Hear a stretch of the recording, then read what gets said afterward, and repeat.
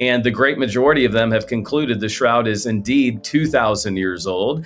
Perhaps no religious artifact on planet Earth creates as much fascination and controversy. For centuries, a 14-foot linen cloth has baffled scientists and believers alike.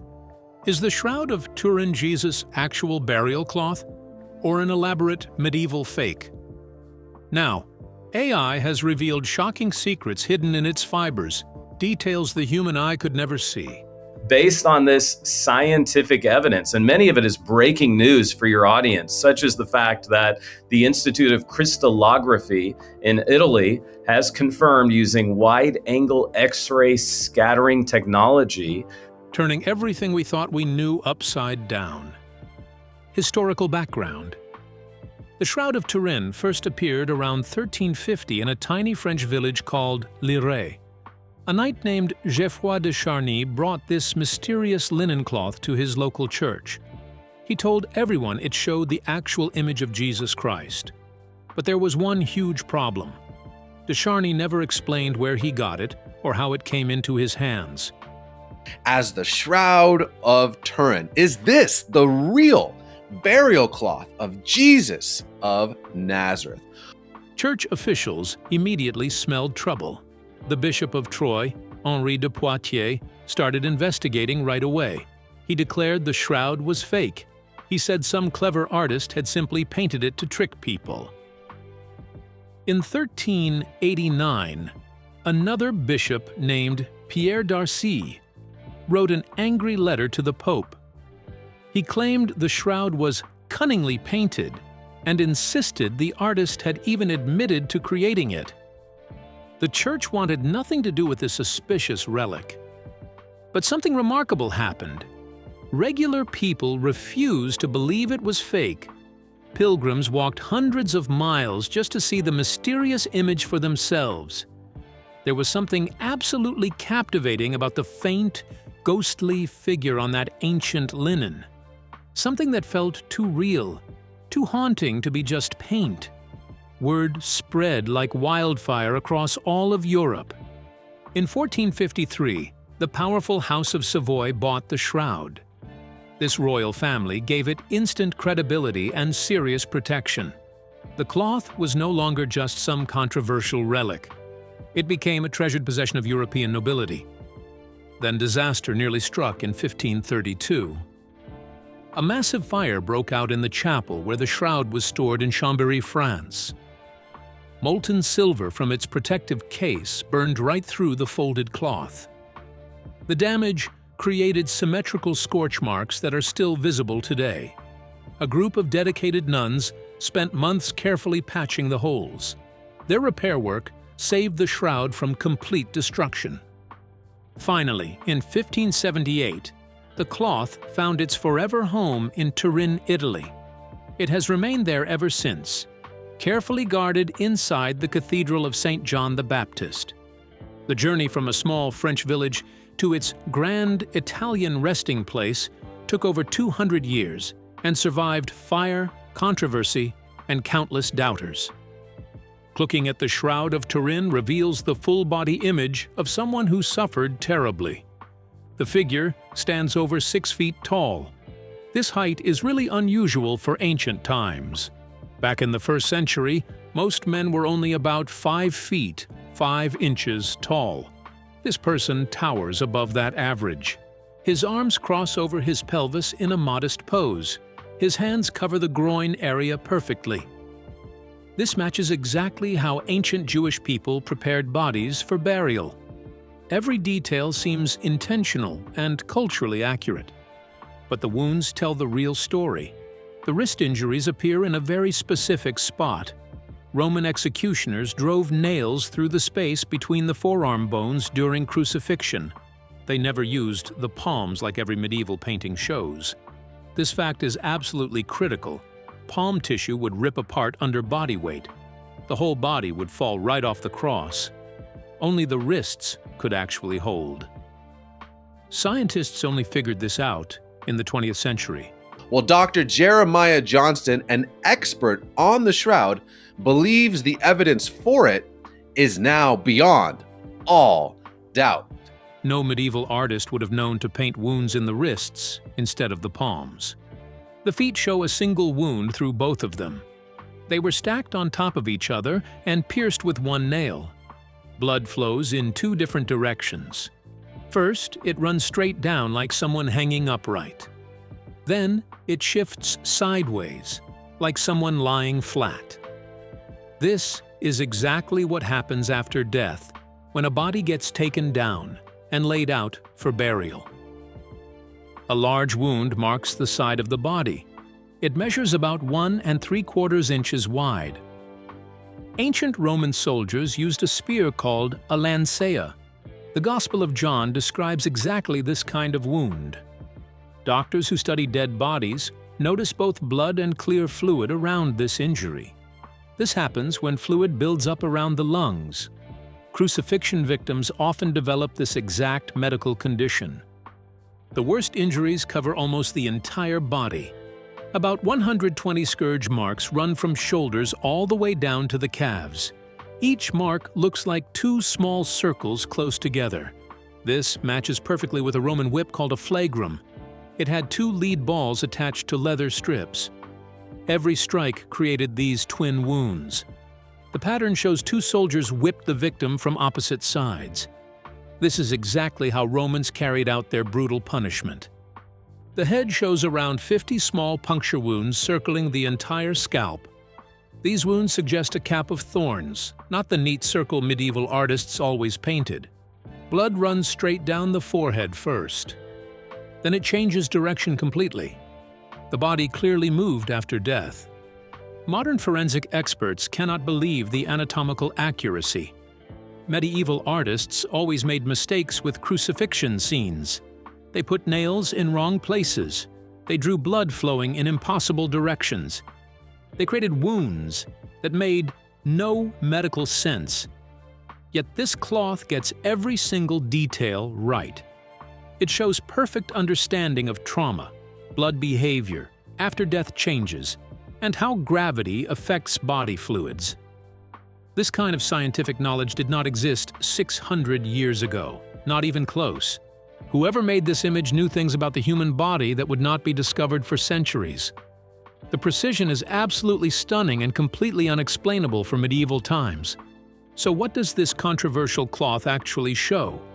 When you look closely, the image reveals wounds that shouldn't be medically possible.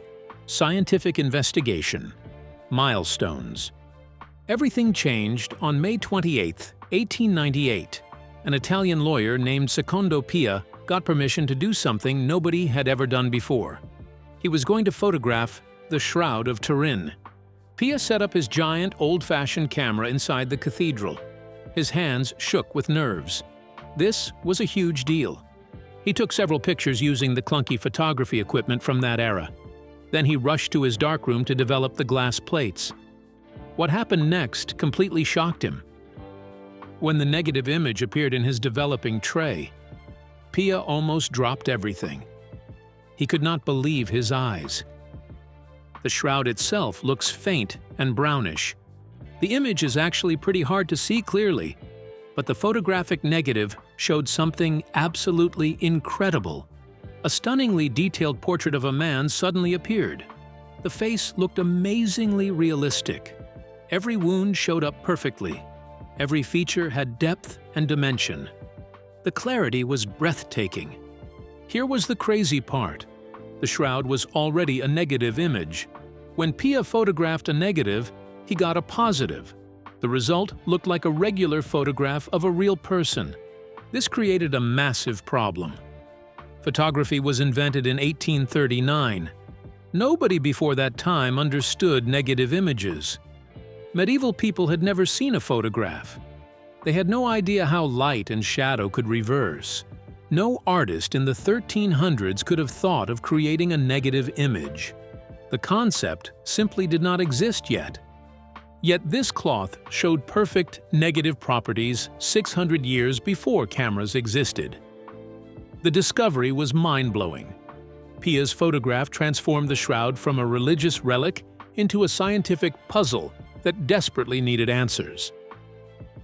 In October 1978, 40 American scientists traveled to Turin with 5 tons of equipment. Their team was called STIRP, that stood for Shroud of Turin Research Project. The Catholic Church gave them something amazing. They could study the shroud non-stop for 5 days and nights, 120 hours of complete access. The scientists worked in constant shifts. Nobody slept much. They brought X-ray machines, ultraviolet lights, infrared cameras, and powerful microscopes. They examined every single inch of that 14-foot cloth. They snapped thousands of photos using different types of light. They carefully collected tiny fiber samples. They measured absolutely everything. Their findings were absolutely shocking. The image had 0 paint on it, not even microscopic traces. Chemical tests found no dyes, no pigments, nothing an artist would use. The image was not burned onto the fabric either. The scorch marks from the 1532 fire looked completely different under their instruments. Whatever made this image was not heat. The image only existed on the very top surface of individual fibers. Not even the whole fiber got colored, just the outer coating. The coloring was thinner than a human hair. Nothing soaked through to the back. Under microscopes, colored fibers sat right next to totally clean ones. Paint and dye cannot do this. Artists cannot control color at the level of single fibers. The team discovered something even stranger. The image contained 3-dimensional information somehow encoded into it. They used a special NASA machine called a VP8 image analyzer. When they fed the shroud data into this device, a perfect 3-dimensional sculpture appeared. Regular paintings create nonsense when tested this way. Only real objects with actual depth produce coherent results. This flat image somehow held spatial data inside it. After 3 years of testing their samples, STIRP announced their conclusions. Team leader Dr. John Jackson made a fascinating statement. "We can tell you what it isn't. The image was definitely not painted, not drawn, not printed, not scorched. But they absolutely could not explain what created it. The mystery remained completely unsolved. In 1988, 3 famous laboratories tested small pieces of the shroud. Oxford University, the University of Arizona, and the Swiss Federal Institute of Technology all got the same results. The linen dated between 1260 and 1390 AD, medieval times. The shroud appeared to be a fake from the Middle Ages. Believers immediately protested loudly. They said the samples were contaminated. The cloth had survived that terrible fire in 1532. Smoke and soot could mess up carbon testing. Centuries of people touching it added oils and dirt. Candle smoke from church services left carbon deposits. All this contamination could make old fabric test much younger. Critics noticed something really suspicious. The test sample came from one corner of the shroud. That exact spot showed signs of repair work from medieval times. Experts found cotton fibers mixed into this area. The rest of the shroud is pure linen with 0 cotton. But this corner had cotton threads woven in. The repair job was incredibly skillful and almost invisible. A textile expert named Sue Benford found evidence of sneaky reweaving. The nuns who fixed fire damage used a trick called French invisible reweaving. They blended new threads into old fabric so perfectly that nobody could tell. If the carbon dating sample mixed original ancient fibers with medieval repair threads, the results would show an average age. That would explain the medieval date. The argument continues today. Some scientists say the case is closed. Others want new tests from undamaged areas. The Vatican has refused all requests for more carbon dating since 1988. The mystery stays alive and unsolved. These details seemed too perfect to be real. Then one photographer's accident in 1898 changed everything we thought we knew. Advanced scientific discoveries. When scientists finally got to examine the shroud fibers under powerful microscopes, they found things that made the forgery theory fall apart piece by piece. The discoveries were absolutely stunning. First came the blood evidence. Forensic scientists confirmed the presence of real human blood on the cloth. Not paint that looked like blood, actual human blood. The blood type tested as AB positive. This is relatively rare, found in only about 3 to 5% of the world population. Chemical analysis detected hemoglobin and serum albumin. These are proteins found only in real blood. Medieval forgers did not understand blood chemistry. They could not have faked these specific proteins. The blood showed something else remarkable. It contained high levels of bilirubin. This substance makes blood appear more reddish-orange instead of dark brown. Bilirubin increases dramatically when someone suffers extreme torture and trauma. The chemical signature matched exactly what doctors would expect from a crucifixion victim. No medieval artist knew about bilirubin or how torture affects blood chemistry. Then came the pollen discovery. A Swiss criminologist named Dr. Max Frey collected dust samples from the Shroud in 1973. He found pollen grains from 58 different plant species stuck in the fibers. Many of these plants only grow in Palestine and the eastern Mediterranean region. Some species only bloom in the Jerusalem area during March and April. That timing matches exactly when the Gospels say Jesus died. Several pollen types came from plants that went extinct centuries ago in Europe. They never grew anywhere near France or Italy. How did a medieval French forger get pollen from ancient Middle Eastern plants onto his fake relic? The pollen evidence placed the cloth in Jerusalem at some point in its history.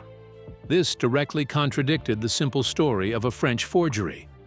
Textile experts examined the weave pattern closely. The cloth used a 3-to-1 herringbone twill weave. This specific pattern was common in ancient Near Eastern textiles from the 1st century. Samples from Masada, a famous archaeological site in Israel, show identical weaving techniques.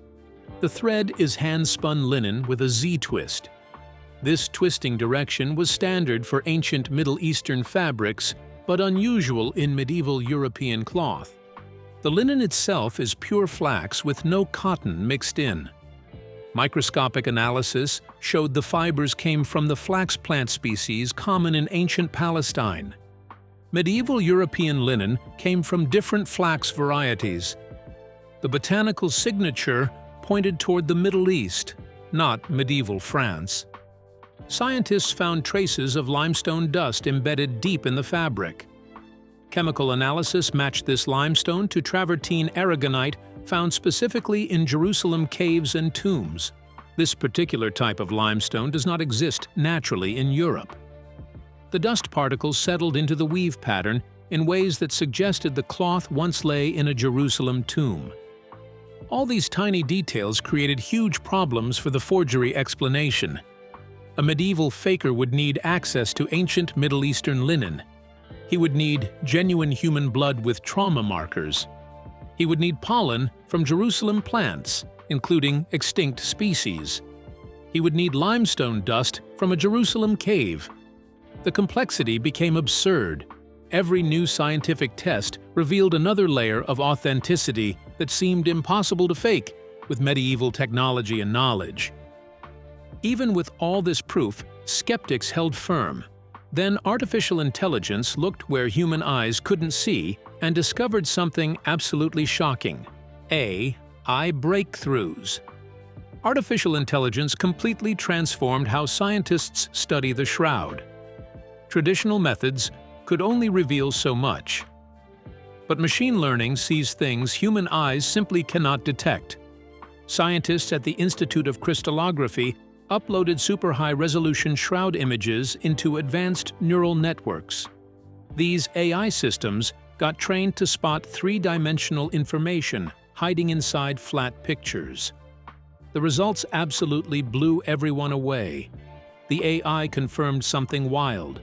The shroud image contained real depth data encoded throughout the entire thing. The AI went way beyond earlier discoveries, though. It analyzed exactly how different shades of brown matched up with distance from the cloth. Darker spots meant the body touched closer to the fabric. Lighter areas meant more space between body and linen. The mathematical precision was absolutely perfect across every single inch. No human painter could possibly maintain this level of accuracy by hand. The neural networks ran thousands of computer simulations. They tried to recreate how this image could have formed. They tested every single medieval technique anyone could think of. Painting, burning, acid treatments, rubbing methods, and dozens of other possibilities. Nothing even came close to matching what actually appears on the shroud. Then, the AI produced something absolutely shocking. Only one scenario matched all the evidence perfectly: a massive burst of ultraviolet radiation.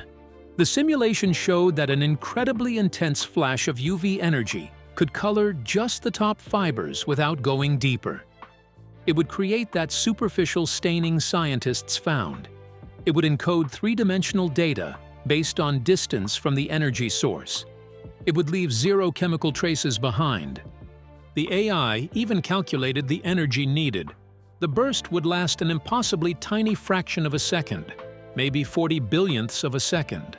The intensity would be absolutely enormous, like thousands of ultraviolet lasers firing at once from every point on a human body simultaneously. Scientists sat completely speechless, staring at these results. The image was not painted at all. It got imprinted by some kind of radiation event. But nothing in nature or medieval technology could create such an energy burst from a dead body. The AI explained the mechanics, but not the source. The mystery got deeper instead of solved. Artificial intelligence brought incredible new clarity to the face on the shroud. Advanced imaging algorithms digitally removed centuries of stains, water damage, and aging effects. The face suddenly emerged with stunning detail nobody had seen before. AI facial recognition software analyzed the bone structure, facial proportions, and ethnic characteristics. The results showed a Middle Eastern man without any doubt. The facial features matched ancient Palestinian populations perfectly. The age came back very consistent. Early 30s. The nose showed cartilage damage from getting hit hard in the face. Swelling around both eyes proved severe beating.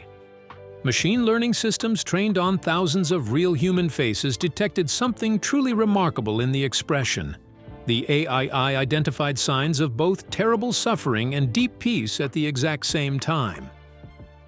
The forehead showed intense stress patterns, but the mouth held a slightly relaxed position. Computer models called it paradoxical serenity. Pain and calmness existed together in one face.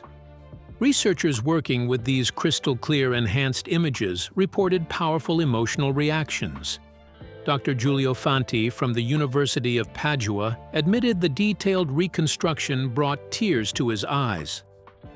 The face looked incredibly human and absolutely real. Not like ancient artwork at all. Like an actual photograph of someone who truly lived and suffered, yet somehow kept dignity through unimaginable torture.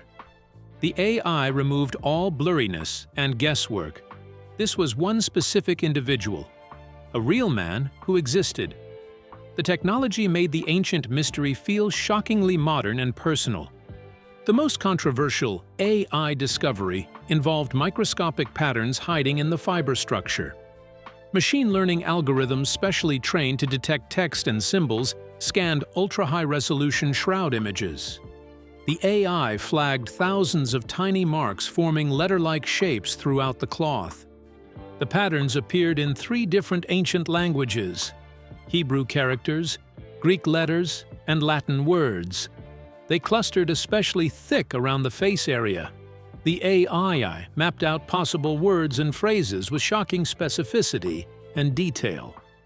Near the face, algorithms detected what looked like Jesus Nazarene, written in multiple languages.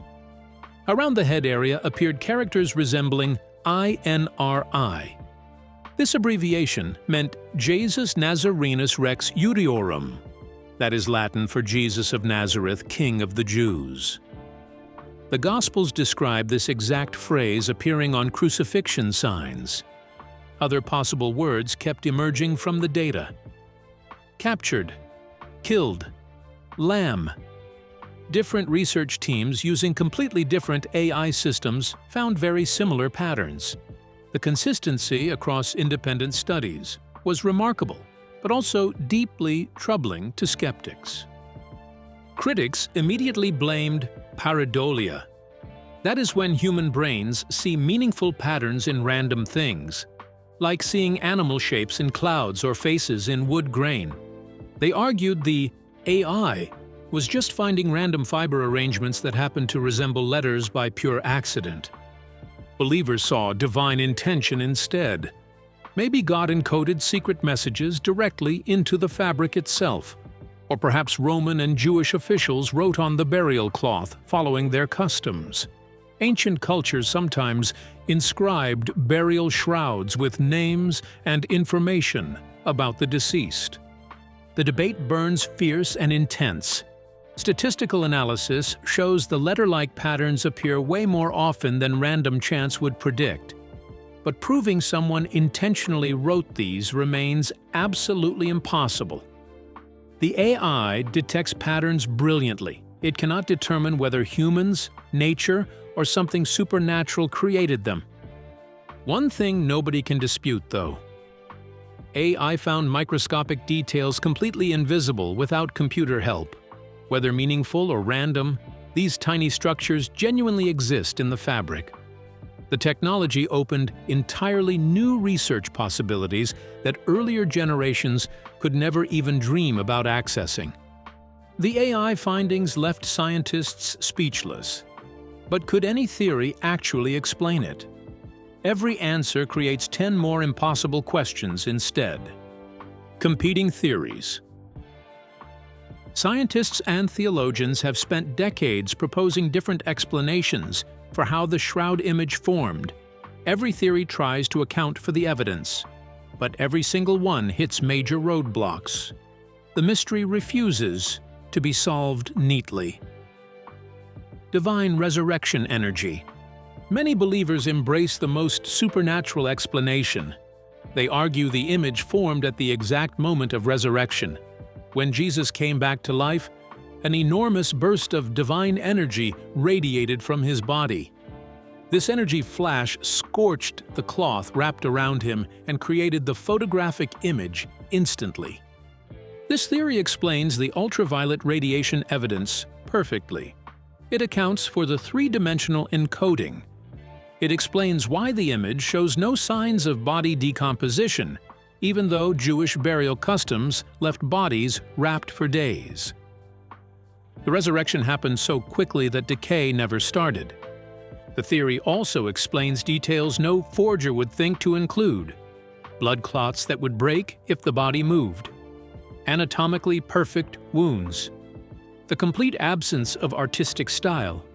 A divine energy burst would capture reality exactly as it truly was.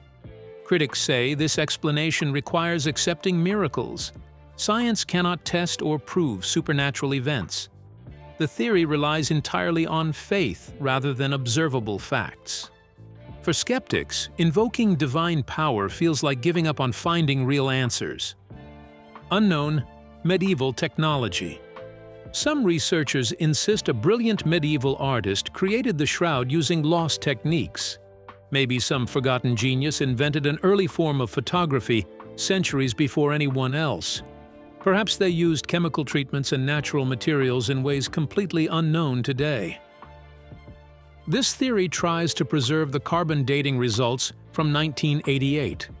It allows the shroud to be medieval while still being incredibly sophisticated. Medieval times produced amazing artists and inventors. Maybe someone was just exceptionally ahead of their time by centuries. The problems pile up fast, though. No medieval text mentions anything remotely like this technology anywhere. No other examples exist in the entire world. The forger would need to understand anatomy better than trained doctors of that era. They would need to grasp negative images before photography existed. They would need to encode three-dimensional data without computers or measuring instruments. The theory asks us to believe in a super genius who invented revolutionary technology, used it exactly once, then took all knowledge to the grave forever. It strains credibility beyond the breaking point. Some scientists propose purely natural explanations. Perhaps gases released from a decomposing body reacted chemically with burial spices and oils on the cloth. These reactions might have created the image slowly over time through a process called the Maillard reaction. This is the same chemistry that makes bread turn brown when you toast it. This theory needs no miracles or lost technology, just normal chemistry and biology doing their regular thing. Bodies release ammonia and other gases during decay. Burial cloths in ancient times got treated with myrrh and aloes. Chemical reactions between these substances seem totally plausible, but experiments trying to recreate the shroud this way have failed miserably every single time. The resulting images look absolutely nothing like the actual shroud. They soak too deep into fabric instead of staying on top. They lack the superficial nature of the real image. They create blurry messes instead of sharp details. Natural decay chemistry simply cannot explain the photographic precision. Ancient, lost knowledge. Another theory suggests ancient civilizations possessed scientific knowledge that got lost over centuries. Maybe people in the first century understood chemistry, optics, or energy manipulation far better than historians assume. Perhaps they had techniques for creating images that disappeared from human knowledge during the Dark Ages completely. This idea respects both the ancient dating some evidence suggests and the obvious technical sophistication. It avoids supernatural explanations while acknowledging the image seems impossibly advanced for its time. The theory lacks any supporting evidence whatsoever, though. No ancient texts describe such knowledge anywhere. No archaeological finds suggest first-century people had this capability at all. It asks us to imagine an entire branch of science that vanished completely without leaving a single trace behind. Every theory explains some evidence beautifully. Every theory fails to explain other evidence completely. Divine resurrection accounts for supernatural precision, but requires faith in miracles. Medieval forgery accounts for carbon dating but fails on every technical test. Natural chemistry seems scientific but cannot reproduce the actual results. Lost ancient knowledge has zero supporting proof anywhere. The shroud continues defying easy explanations decade after decade. Each new scientific test adds more data, but rarely settles any debates. The mystery remains stubbornly intact despite centuries of investigation. Perhaps that enduring mystery itself is the most remarkable thing of all. No explanation fits perfectly, yet millions still travel across the world just to see it. What makes this cloth so powerful to believers? Cultural and spiritual significance. The Shroud of Turin holds an unmatched place in Christian devotion. For millions, it is the most sacred relic on earth, believed to be the very cloth that touched the body of Jesus Christ. It bears what many consider his image at the most pivotal moment of faith, the resurrection. Pilgrims from around the world journey to Turin for a chance to see it. When the Vatican permits public viewing, crowds stretch for blocks. People weep as they gaze at the faint figure on the linen, overwhelmed by reverence. Even non-Christians often report an indescribable sense of awe in its presence. No ancient object has drawn more investigation. This 14-foot linen has been photographed, X-rayed, chemically tested, and digitally mapped more thoroughly than any other artifact. Thousands of experts, pathologists, textile specialists, chemists, physicists, blood analysts, and even AI researchers have devoted decades to its study. Entire libraries are filled with data and peer-reviewed papers. Yet despite all this effort, no single explanation has achieved consensus. The Shroud sits squarely at the crossroads of belief and evidence. For the faithful, scientific testing can challenge long-held convictions. For skeptics, unexplained findings push against materialist assumptions. This tension is valuable. Believers cannot ignore science, and scientists cannot easily dismiss the deep questions the relic raises. The result is an ongoing dialogue that expands both spiritual and intellectual horizons. For doubters, the Shroud remains an unsolved puzzle. Carbon dating suggested a medieval origin, but other tests contradict that conclusion. Every attempt to debunk it runs into fresh complications. This lack of certainty frustrates skeptics who crave definitive proof. Instead, the Shroud endures, silent, enigmatic, and perhaps meant to remain a mystery forever. The Shroud of Turin remains one of history's greatest mysteries, blending faith, science, and cutting-edge AI discoveries. Its secrets challenge belief and reason alike. Explore the latest findings, witness the enigmatic image, and decide for yourself. Dive deeper into this extraordinary journey and uncover what centuries of study have revealed.